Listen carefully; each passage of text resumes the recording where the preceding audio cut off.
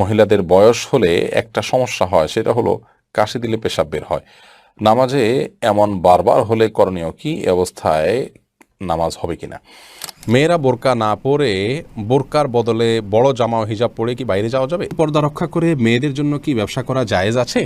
মনে মনে কাউকে নিন্দা করলে কি গুনাহ হবে? প্রেগন্যান্সির টাইমে জিনের আসর থেকে নিজ বাচ্চাকে কিভাবে রক্ষা করা যায়? নামাজের মধ্যে যদি একাধিকবার ভুল হয় তাহলে করণীয় কি? মহিলারা মাথার নিচের দিকে চুল খোপা করতে পারবে কিনা? কার সাথে আমার বিয়ে হবে তাকে একদম নির্ধারণ করা, নাকি এটা কর্মফল? নামাজরত অবস্থায় শিশু জায়নামাজে প্রস্রাব করে দিলে করণীয় কি? নামাজ ছেড়ে দিব নাকি চালিয়ে যাব? হারাম খেলে 40 দিন ইবাদত কবুল হয় না, এটি কতটুকু সঠিক? মেয়েরা একাকি ঘরে মৃদু আওয়াজে সালাত আদায় করতে পারবে কিনা? অনুমানের উপরে কেউ মিথ্যা অপবাদ দিলে কি গুনাহ হবে? ঘুমানোর আগে অনেক সময় ওযু থাকে না, তখন কি আয়াতুল কুরসি পড়া যাবে? ঘুমালে বোবায় ধরে, এ থেকে বাঁচার জন্য কোনো আমল আছে কিনা? আযান শেষ হওয়ার আগে কি নামাজ পড়া যাবে? স্ত্রী বেনামাজি হলে করণীয় কি? নামাজের কথা বললে বিরূপ সম্পর্ক তৈরি হয়। নামাজে অতিরিক্ত হাই আসলে করণীয় কি? ঘরে একা ফরজ নামাজ পড়লে কি উচ্চস্বরে কোরআন তেলাওয়াত করতে হবে আর উচ্চস্বরে তাকবীর দিতে হবে? জামাতে নামাজ পড়ার সময় ইমাম ভুল করলে পিছন থেকে মুক্তাদির আল্লাহু আকবার বলে ওঠে। এখন কিছু প্রসিদ্ধ ইমামের মুখ থেকে শুনছি সুবহানাল্লাহ বলতে হবে, কোনটা সঠিক? 4 রাকাত বিশিষ্ট সুন্নাত নামাজে সূরা মিলাবো কি না? ঘরে অনেক কিছুতেই ছবি থাকে, যেমন বই, পত্রিকা, ম্যাগাজিন, সেক্ষেত্রে কি ওই রুমে নামাজ হবে? প্রিয় দর্শক, ইতিমধ্যে যে সমস্ত প্রশ্ন আমাদের সামনে চলে এসেছে তার মধ্যে থেকে প্রথম যে প্রশ্নটি আমি দেখতে পাচ্ছি তা হল ধ্রুব তারা এআইডি থেকে আপনি জানতে চেয়েছেন আজানের সময় মেয়েদের মাথায় কাপড় দেওয়া এবং কাপড় থাকা বাধ্যতামূলক কিনা। আজানের সময় মেয়েদের কাপড় দেওয়া মাথায় এটা আবশ্যক কিনা? উত্তর হলো না। আজানের সাথে মাথায় কাপড় দেওয়ার কোনো সম্পর্ক নেই। বাসাবাড়িতে যে সমস্ত মা বোনরা আছেন কিংবা পথে ঘাটে আছেন, মসজিদের সামনে দিয়ে যাচ্ছেন, আজান আওয়াজ শুনছে, ওইটা মাথায় কাপড় টেনে দিতে হবে, এমন কোনো বাধ্যবাধকতা নেই। তবে যদি তিনি বাইরে অন্য পুরুষে থাকেন তাহলে সর্বাবস্থায় তাকে মাথায় কাপড় টেনে নেওয়া উচিত, আজান দেওয়া অবস্থায়ও, আজান না দিলেও। আর যদি বাসাবাড়িতে থাকেন তাহলে শুধু আজান দেওয়ার কারণে তার মাথায় কাপড় টেনে দেওয়ার বিশেষ কোনো গুরুত্ব ইসলাম শরিয়ার দৃষ্টিকোণ থেকে নাই। আমাদের অনেক মা বোনরা এটাকে অনেক বেশি গুরুত্বপূর্ণ মনে করেন। সাজ্জাদ আলম জানতে চেয়েছেন মদ্যপানের শাস্তি দুনিয়া ও আখিরাত সম্পর্কে বলুন। যদি কেউ মদ পান করে তাহলে তাকে বেত্রাঘাত করার কথা ইসলাম শরিয়াত বলেছে, 80 বেত্রাঘাতের কথা, এবং আরও বিভিন্ন মেয়াদে বিভিন্ন অবস্থাভেদে বেত্রাঘাতের বিধান রয়েছে। আর জাহান্নামে তো তাদেরকে নানা রকমের শাস্তির মুখোমুখি করা হবে। জাহান্নামীদের পুজ ইত্যাদি পানি হিসাবে জাহান্নামীদেরকে পেশ করা হবে। এটি ইসলাম শরিয়ার দৃষ্টিকোণ থেকে হারাম এবং শয়তানি কর্মকাণ্ড। আল্লাহ বলেছেন ইন্নামাল খামরু ওয়াল মাইসিরু ওয়াল আনসাবু ওয়াল আজলামু রিজসুম মিন আমালি শাইতানি ফাজতানিবু। নিশ্চয়ই মদ, জুয়া এগুলো শয়তানি কর্মকাণ্ড, এগুলো তোমরা বেঁচে থাকো। নবী করিম সাল্লাল্লাহু আলাইহি ওয়াসাল্লাম অভিশাপ করেছেন লাআনাল্লাহু শারিবাল খামরি।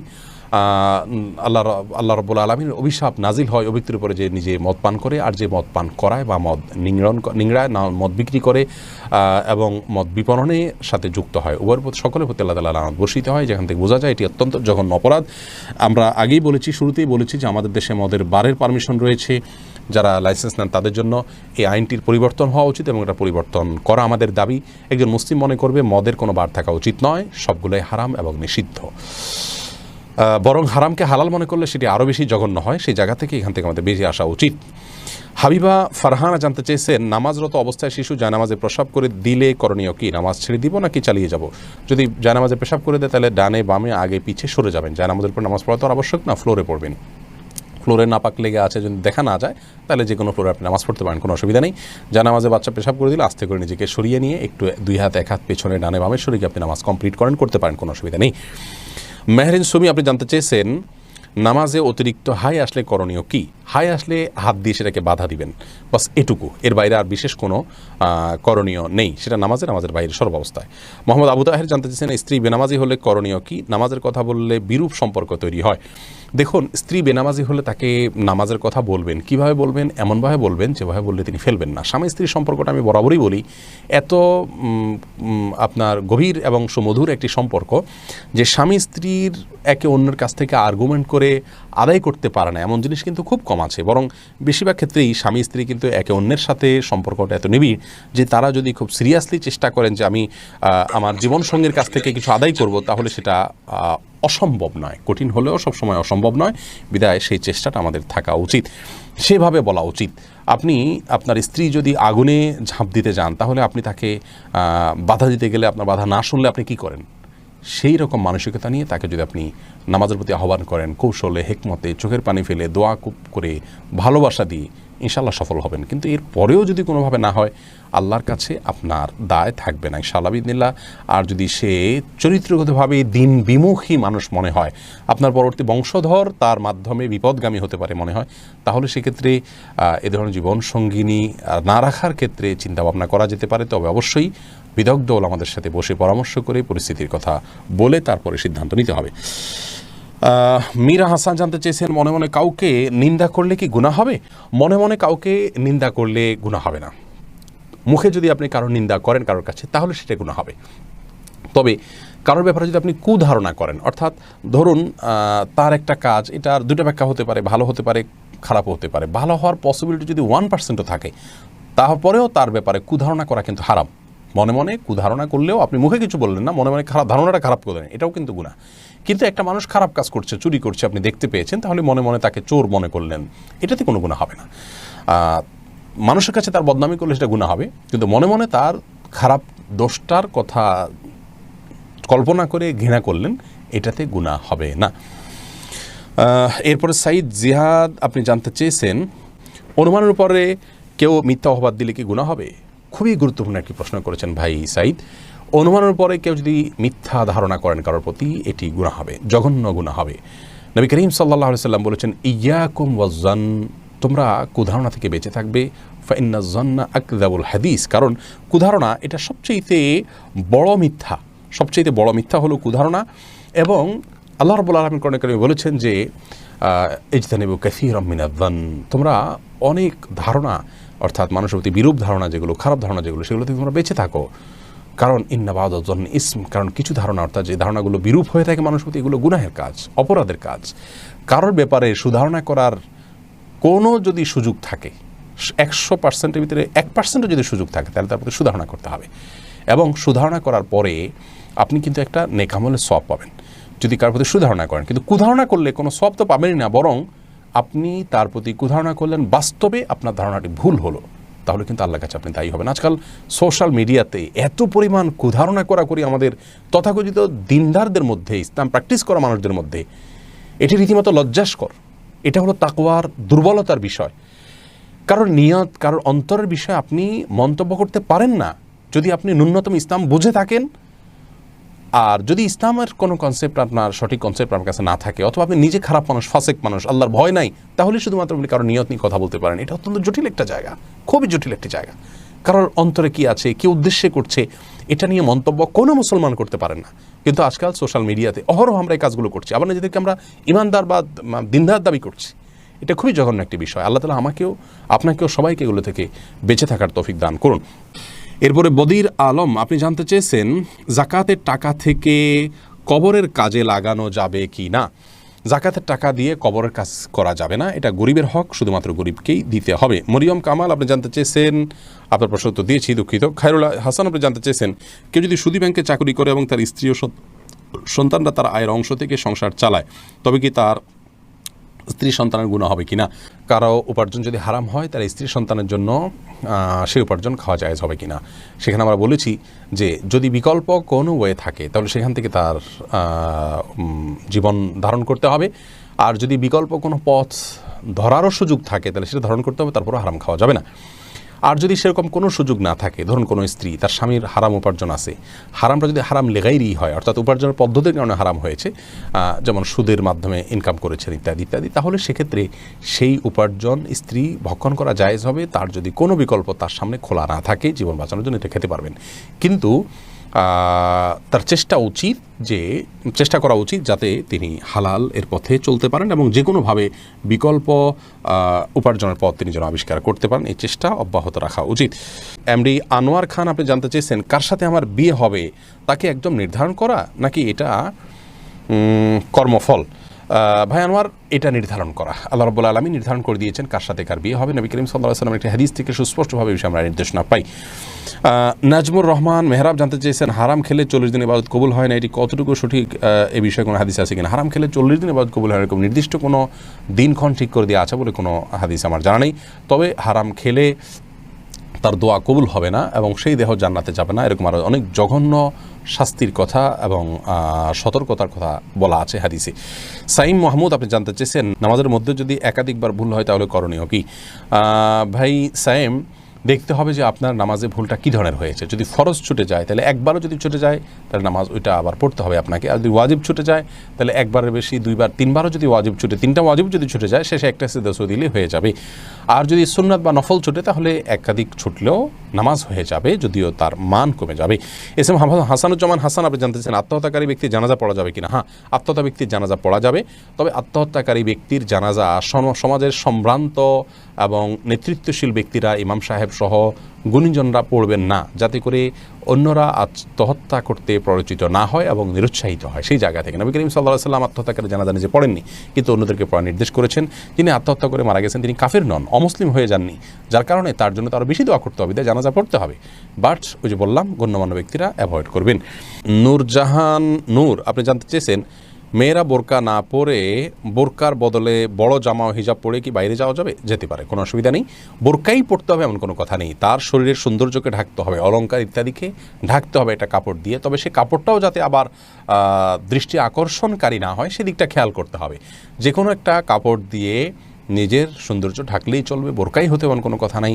জামা যদি হয় তাহলে সে জামাটা যেন খুব বেশি চাকচিক্যপূর্ণ না হয় সেদিকটা খেয়াল রাখতে হবে এবং যথাসম্ভব পুরো শরীর যাতে ঢাকে সেরকম পোশাক পরতে হবে। এরপরে খালেদ তুহিন আপনি জানতে চেয়েছেন পর্দা রক্ষা করে মেয়েদের জন্য কি ব্যবসা করা জায়েজ আছে? পর্দা রক্ষা করে মেয়েদের জন্য ব্যবসা করা জায়েজ আছে। নবী করিম সাল্লাল্লাহু আলাইহি সাল্লামের সহধর্মিনী উম্মুল মুমিনিন খাদিজা রাদিয়াল্লাহু তাআলা আনহা তিনি ব্যবসা করেছেন, আমরা জানি। এছাড়াও ইসলামের ইতিহাসে বহু নারীরা ব্যবসা করেছেন পরিপূর্ণ পর্দা মেনটেন করে। তার যে প্রাইভেসি আছে সেটা তিনি ঠিক রেখে যদি ব্যবসা করতে পারেন, অবশ্যই করতে পারেন। আজকাল বাসায় বসে অনেক ব্যবসা করতে পারেন, অথবা বাসার বাইরে ব্যবসা করতে পারেন, কিন্তু সেক্ষেত্রে তার মুভমেন্ট অন্য অন্য বিষয়গুলো পরিপূর্ণ পর্দা মেনটেনের যে জায়গাটা সেটা তাকে নিশ্চিত করতে হবে। এটি নিশ্চিত করে ইনশাআল্লাহ তিনি ব্যবসা বা দুনিয়াবি যে কোনো কাজ করতে পারবেন, সেটি তার জন্য নিষিদ্ধ হবে না। এরপরে কাজী আশিক জানতে চেয়েছেন ব্যবসার ক্ষেত্রে মিথ্যা কথা বলা যাবে কিনা? না ভাই আশিক, কোনো ক্ষেত্রে মিথ্যা কথা বলা যাবে না। মিথ্যা এত জঘন্য অপরাধ যে দিনের নামেও যদি কেউ মিথ্যা কথা বলে তাকেও ঠিকানা জাহান্নাম বলে নবী করিম সাল্লাল্লাহু আলাইহি ওয়াসাল্লাম বলেছেন। নবীজির নামে, ইসলামের নামে এটা মিথ্যা কথা বললো, একজন মানুষকে ভালো করার জন্য মিথ্যা কথা বললো। সে একটা কাজ করলে বললো যে এটা করলে আল্লাহ বলছেন জাহান্নামে দেবেন, আসলে আল্লাহ বলেননি, জাস্ট তাকে বিরত রাখার জন্য বললো, খারাপ কাজ থেকে বাঁচানোর জন্য বললো, তবুও জঘন্য অপরাধ। সেখানে ব্যবসার জন্য কীভাবে মিথ্যা কথা বলতে পারেন? ইমানদার অন্য অনেক অপরাধ করে ফেলতে পারেন, তার দ্বারা জেনা হয়ে যেতে পারে, চুরি হয়ে যেতে পারে, লোভে পড়ে অনেক অপকর্ম তিনি করে ফেলতে পারেন, কিন্তু মিথ্যা কথা ইমানদার বলতে পারেন না। ঠান্ডা মাথায় আজকাল আমরা নামাজ কালাম পড়ছি, আবার মিথ্যা কথা বলছি। ব্যবসার খাতিরে মিথ্যা বলা যাবে না। প্রয়োজনে ব্যবসায় লস মেনে নিতে হবে, তথাপি সত্যকে আঁকড়ে ধরার চেষ্টা করতে হবে। একটা হাদিস বলছি, নবী করিম সাল্লাল্লাহু আলাইহি ওয়াসাল্লাম বলেছেন আত-তাজিরুস সাদুকু মা'আন নাবিয়্যিন ওয়াস সিদ্দিকিন। যে সমস্ত ব্যবসায়ীরা ব্যবসা করতে গিয়ে সত্যবাদিতার উপরে থাকেন তাদেরকে কিয়ামতের দিন আল্লাহ তাআলা নবীদের সাথে, সিদ্দিকদের সাথে আল্লাহ রাব্বুল আলামিন তাদেরকে কিয়ামতের দিন উঠাবেন এবং তাদের সাথে ভিআইপি হিসেবে স্থান পাবে। কত বড় একটি বিষয়! অতএব ব্যবসায় মিথ্যা কথা কোনো অবস্থাতে বলা যাবে না, এটা কঠিন একটা পরীক্ষার জায়গা। তানজিলা পারভিন আপনি জানতে চেয়েছেন মেয়েরা একাকি ঘরে মৃদু আওয়াজে সালাত আদায় করতে পারবে কি না? হ্যাঁ, অবশ্যই পারবে, কোনো অসুবিধা নেই। যদি পরপুরুষের কণ্ঠমতো আওয়াজ না যায় মৃদু আওয়াজে পড়তে পারবেন রাতের নামাজে, কোনো অসুবিধা নেই। এমডি জান্নাতুল ফেরদাউস জানতে চেয়েছেন কোনো মেয়েকে বিবাহ করার মাধ্যমে যদি চাকরি পায় তা জায়েজ আছে কি না? কোনো মেয়েকে বিবাহ করার মাধ্যমে যদি কেউ চাকরি করতে পারেন, কোনো অসুবিধা নেই যে অমুক মেয়েকে বিয়ে করলে আপনাকে কেউ চাকরি দিবে, করতে পারেন, কিন্তু ওই মেয়েকে বিয়ে করলে মেয়ের বাবা চাকরি দিবে বা মেয়ের বাবাকে কন্ডিশন দিয়ে দেওয়া যে আপনার মেয়েকে বিয়ে করলে আপনি চাকরি দিবেন, বিদেশ পাঠিয়ে দিবেন, এটা জায়েজ নেই। এটা তো যৌতুক নেওয়া হয়ে গেল। কিন্তু আপনি তার মেয়েকে বিয়ে করলে আপনাকে থার্ড পার্সন কেউ সুযোগ দিল, করতে পারেন। অথবা আপনার যৌতুক না হয় এরকম কোনো যদি অপশন আপনার কাছে থাকে সেটা হতে পারে। ধরুন আপনি নির্দিষ্ট কোনো মেয়েকে বিয়ে করার শর্ত কেউ দিল, আপনি করলেন, এতিম মেয়ে বিয়ে করলে আপনাকে একটা সুযোগ দিবে, আপনি করতে পারেন, এটা জায়েজ আছে। কিন্তু মেয়ের বাবা বা মেয়ের পক্ষের কাছ থেকে সুবিধা নেওয়া ওই মেয়েকে বিয়ে করে, এটা হারাম, জায়েজ নেই। লিমা আক্তার জানতে চেয়েছেন মহিলারা মাথার নিচের দিকে চুল খোপা করতে পারবে কিনা? পারবে, কোনো অসুবিধা নেই। এরপরে কানিজ সঞ্জিদা জানতে চেয়েছেন প্রেগন্যান্সির টাইমে জিনের আসর থেকে নিজ বাচ্চাকে কিভাবে রক্ষা করা যায়? অনেক সমস্যা ফেস করছি। বোন সঞ্জিদা, প্রথম কথা হলো এই সময়গুলো খুব স্পর্শকাতর, জিনের উপদ্রব অনেক সময় বেশি হয়ে থাকে। আপনাকে আমরা পরামর্শ দিব আপনার বাসা থেকে হারামের কোনো লেশ থাকলে সেগুলোকে আপনি বের করে ফেলুন। ধরুন টেলিভিশনে আপনি হারাম কোনো জিনিস দেখেন বা আপনার পরিবারে কেউ দেখেন, এটা টোটালি বন্ধ করে ফেলুন। বাসায় ছবিযুক্ত কোনো কাগজ ঠোঙ্গা বা কোনো ছবি ঝুলানো টুলানো যে কোনোভাবে প্রদর্শিত থাকলে সেগুলোকে ড্রয়ার টয়ার ইত্যাদিতে ভরে ফেলুন বা বাইরে ফেলে দিন। তৃতীয়ত, আপনার ঘরে ঢোকার সময় প্রত্যেকটা সদস্য যতজন বাসায় আসবে বাধ্য করুন সালাম দিয়ে বিসমিল্লাহ পড়ে বাসায় ঢুকতে এবং বের হওয়ার সময় বিসমিল্লাহ পড়ে বের হতে। প্রত্যেকটা জিনিস খাওয়ার সময় বিসমিল্লাহ পড়ে খাবেন, শোয়ার সময় অজু করে এবং ঘুমের দোয়া পড়ে শোবেন, সকাল সন্ধ্যা দোয়া পড়বেন। এর পাশাপাশি আপনি সূরা বাকারা এটা উচ্চ ভলিউমে বা যতটুকু আপনার শুনতে সুবিধা হয় ততটুকু ভলিউমে মোবাইলে বা কোনো কিছু বাজিয়ে আপনি রেখে দিবেন, বা উচ্চস্বরে নিজে তেলাওয়াত করতে পারলে আরও ভালো। আর রুকিয়া অ্যাপ আছে, অনেক রকিয়ার অ্যাপ আছে যেগুলোতে শুধু কোরআন হাদিসের দোয়া এবং আয়াত আছে শুধুমাত্র, সেগুলোকে চালিয়ে রাখতে পারেন বাসা বাড়িতে। ইনশাআল্লাহ বিদিনিল্লাহ উপদ্রব অনেকখানি কমে যাবে। সিয়াম মিয়া আপনি লিখেছেন, জামাতে নামাজ পড়ার সময় ইমাম ভুল করলে পিছন থেকে মুক্তাদির আল্লাহু আকবার বলে ওঠে। এখন কিছু প্রসিদ্ধ ইমামের মুখ থেকে শুনছি সুবহানাল্লাহ বলতে হবে, কোনটা সঠিক? ভাই সিয়াম, অবশ্যই আপনি যেটা ইদানিং শুনছেন ইমাম থেকে বলেছেন সেটি সঠিক, কারণ হাদিসে নবী সাল্লাল্লাহু আলাইহি ওয়াসাল্লাম এটিই বলেছেন, আত-তাসবিহু লিরিজালি ওয়াত তাসফিকু লিন-নিসা। নামাজের মধ্যে ইমাম সাহেবের ভুল হলে যারা পুরুষ তারা তাসবিহ পড়বেন, সুবহানাল্লাহ বলে উঠবেন। সুবহানাল্লাহ এর শব্দের অর্থই হলো আল্লাহ পবিত্র। এটা আশ্চর্যের সময় মানুষ বলা হয় যারা ইমাম সাহেব এটা কী করছেন, এই টাইপের বিষয়। আল্লাহু আকবার হলো বড় কোনো অর্জন হয়ে গেলে ইতিবাচক ইয়েতে সাধারণত আল্লাহু আকবার ব্যবহার হয়ে থাকে, অতএব এখানে আল্লাহু আকবার না বরং সুবহানাল্লাহ বলা উচিত, সেটি হাদিসের নির্দেশনা। আল্লাহু আকবার চলে আসছে আমাদের সমাজে কোনোভাবে, তো শুদ্ধটারই চর্চা আমাদের করা উচিত। এরপর এম কে করিম লিখেছেন, আজান শেষ হওয়ার আগে কি নামাজ পড়া যাবে? আজান শেষ হওয়ার আগে আপনি নামাজ পড়তে পারেন, তবে আজান যখন শুরু হয়ে যায় তখন আজানের জবাব দেওয়াতে মগ্ন হওয়া উচিত, যেন আজানের জবাব দিয়ে শেষ করে তারপর আপনি নামাজ পড়তে পারেন, সেটা বেশি উত্তম। তবে আজান চলাকালীন সময় যদি আপনি নামাজ শুরু করে দেন তাতে নামাজ হয়ে যাবে, কারণ আজানের জবাব দেওয়াটা ফরজ কিংবা ওয়াজিব নয়। সোনিয়া শারমিন আপনি লিখেছেন, মহিলাদের বয়স হলে একটা সমস্যা হয়, সেটা হলো কাশি দিলে পেশাব বের হয়। নামাজে এমন বারবার হলে করণীয় কি? অবস্থায় নামাজ হবে কিনা? মহিলা হোক আর পুরুষ হোক, যদি এরকম হয় তাহলে সেক্ষেত্রে, যদি এরকম হঠাৎ হয় তাহলে সেক্ষেত্রে নামাজটা আবার পড়বেন, যেহেতু আপনার পেশাব বের হওয়ার কারণে ওযু ভঙ্গ হয়ে গেছে, কাপড় নাপাক হয়ে গেছে, আপনি কাপড়ের অংশটাকে পরিষ্কার করে পবিত্র করে আবার ওযু করে নামাজ পড়ে নেবেন। আর যদি এটা অনবরত হতে থাকে, ধরুন আপনার দাঁড়ালেই হয়, তাহলে সেক্ষেত্রে তো আপনি মাযুর। 4 রাকাত নামাজ পড়ার মতো সময় আপনার গ্যাপ যায় না, সারাক্ষণই হতে থাকে, তাহলে সেক্ষেত্রে আপনি মাযুর। আর মাযুর ব্যক্তি তিনি প্রত্যেক ওয়াক্তের জন্য ওযু করলে ওই ওয়াক্তের ওযু করার পর এরপর যতবারই ওই সমস্যাটা দেখা দেয় তার ওযু ভঙ্গ হবে না, ওযু ভঙ্গের অন্য কোনো কারণ দেখা দেওয়া ছাড়া। অর্থাৎ পুরো ওয়াক্ত ওই অবস্থায় তিনি সালাত কন্টিনিউ করতে পারবেন, যদি তার এই পরিস্থিতিটা কন্টিনিউয়াসলি হতে থাকে। মাসুক আহমদ আপনি লিখেছেন, ঘুমালে বোবায় ধরে, এ থেকে বাঁচার জন্য কোনো আমল আছে কিনা? দেখুন, আমাদের অনেকেই ঘুমালে যখন আমাদের শরীরের মধ্যে প্যারালাইসিসের মতো ভাব হয়ে যায়, আমাদের সেন্স ঠিক থাকে বা হাত পা কিছুটা নড়াতে পারি না, আমরা সেটাকে বোবায় ধরা বলি। এটা আমাদের সমাজে বহুল প্রচলিত। সাধারণত বোবায় ধরা বলতে আমরা মনে করি যে বোবা জিনে ধরছে, সেজন্য আমরা বোবার মতো হয়ে গেছি, কথা বলতে পারছি না, আওয়াজ নাই এবং নড়াচড়া নাই, অথবা আপনার জিনে ধরার ফলে আমরা বোবার মতো হয়ে গেছি, এটাকে আমরা বোবায় ধরা বলি।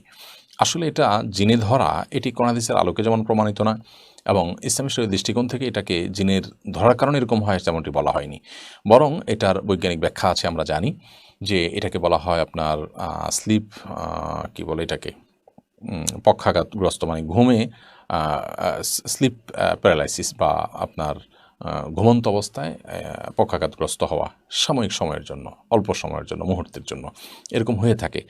তো এরকম যদি হয় তাহলে সেক্ষেত্রে চিকিৎসকদের বিভিন্ন পরামর্শ আছে এটি কেন হয়। সাধারণত না ঘুমালে, ঘুম গভীর না হলে, শুয়ে থাকলে, বিভিন্ন ডিভাইস আশপাশে রাখলে, সেগুলো চালু থাকলে, সেগুলোর কারণে অনেক সময় এরকম অসুবিধা হতে পারে। শরীর অত্যধিক ক্লান্ত থাকলে এরকম হতে পারে, এবং দিনের বেলা ঘুমের অভ্যাস থাকলে রাতের বেলা এরকম হতে পারে। এই জন্য দিনের বেলা যথাসম্ভব না ঘুমিয়ে রাতে তাড়াতাড়ি ঘুমিয়ে যাওয়া উচিত, এবং লম্বা সময় ধরে খুব মন ভরে ঘুমানো উচিত, এবং ডিভাইস ইত্যাদি থেকে যথাসম্ভব ঘুমের আগে থেকে দূরে থাকা উচিত, এবং এগুলোকে দূরে রাখা উচিত, এবং সম্ভব হলে বন্ধ করে বা এরোপ্লেন মোড দিয়ে রাখতে পারলে ভালো হয়। তো এগুলোর মাধ্যমে ইনশাআল্লাহ বিদিনিল্লাহ এখান থেকে রক্ষা পাওয়া যাবে। চিকিৎসকগণ এবং এ বিষয়ে বিশেষজ্ঞগণ নানা রকম পরামর্শ আমাদেরকে দিয়েছেন বিধায় সেগুলো আমরা করব। এর বাইরে ওই মুহূর্তে আমি আল্লাহ তাআলা স্মরণ করে আল্লাহর কাছে পানা চাইতে পারি। এই পক্ষাঘাতটা স্থায়ী হয়ে গেলে আমার জন্য সেটা কত বড় বিপদের কারণ হবে। সন্দেহাতীতভাবে সেটি আমাদের টেনশনের কারণ হচ্ছে ইমানদার হিসাবে। এজন্য আল্লাহ তাআলার কাছে আমরা ইস্তিগফার করব এবং ভীত সন্ত্রস্ত না হয়ে আল্লাহর কাছে আমরা সাহায্য প্রার্থনা করব এবং আমরা আশা করব ইনশাআল্লাহ এটা ছেড়ে যাবে, আতঙ্কিত হব না। তো এই বিষয়ে তারা পরামর্শ দিয়ে থাকেন। এর বাইরে ইমানদার হিসেবে যেটা বললাম যে ওই মুহূর্তে আপনি সেন্স আছে, সেন্স কাজ করছে, তো আল্লাহ তাআলার কাছে আপনি মনে মনে দোয়া করতে থাকেন। মুখে আওয়াজ করতে না পারলেও কোনো অসুবিধা নেই। এবং পক্ষাঘাতগ্রস্ত মানুষ, প্যারালাইসিস হওয়া মানুষগুলো কত কষ্ট করে, আমরা এই মুহূর্তের জন্য আমরা এতটা ভীত সন্ত্রস্ত হয়ে পড়ি, তাহলে তাদের জন্য সেটি কত কষ্টের কারণ হয় সেটি আমাদের বোঝা উচিত, উপলব্ধি করা উচিত এবং আল্লাহর কাছে শুকর আদায় করা উচিত। আল্লাহ আমাদের সুস্থ রেখেছেন, ভালো রেখেছেন। শিলা আক্তার লিখেছেন, ঘরে অনেক কিছুতেই ছবি থাকে, যেমন বই, পত্রিকা, ম্যাগাজিন, সেক্ষেত্রে কি ওই রুমে নামাজ হবে? তাছাড়া বাচ্চাদের বিভিন্ন খেলনাও থাকে। বোন শিলা, ঘরে বিভিন্ন আসবাবপত্রে যদি প্রাণীর ছবি থাকে তাহলে সেক্ষেত্রে সেই রুমে, বিশেষ করে এটা প্রকাশ্যে যদি থাকে টাঙানো ইত্যাদি, তাহলে সেখানে নামাজ না পড়ে, যেখানে নাই সেখানে নামাজ পড়া উচিত। অথবা ওখানে নামাজ পড়তে হলে সেটিকে যথাসম্ভব ঢেকে কোনো কিছু দিয়ে চাপা দিয়ে তারপরে বা ড্রয়ার ইত্যাদিতে রেখে তারপর নামাজ পড়া উচিত। না হলে এটি মাকরুহ হবে। তবে সেখানে নামাজ হবে না এরকম না, নামাজ হয়ে যাবে। এমডি আকরাম হোসেন লিখেছেন, ঘরে একা ফরজ নামাজ পড়লে কি উচ্চস্বরে কোরআন তেলাওয়াত করতে হবে আর উচ্চস্বরে তাকবীর দিতে হবে? একা একা যখন আপনি তেলাওয়াত করবেন তখন নীরবে কিংবা উচ্চস্বরে যে কোনোভাবে পড়তে পারেন। যদি অন্য কারো ডিস্টার্বের আশঙ্কা না থাকে আপনি উচ্চস্বরে পড়তেই পারেন। আর তাকবীর বিষয় যেটি, সেটা হলো যে আল্লাহু আকবার,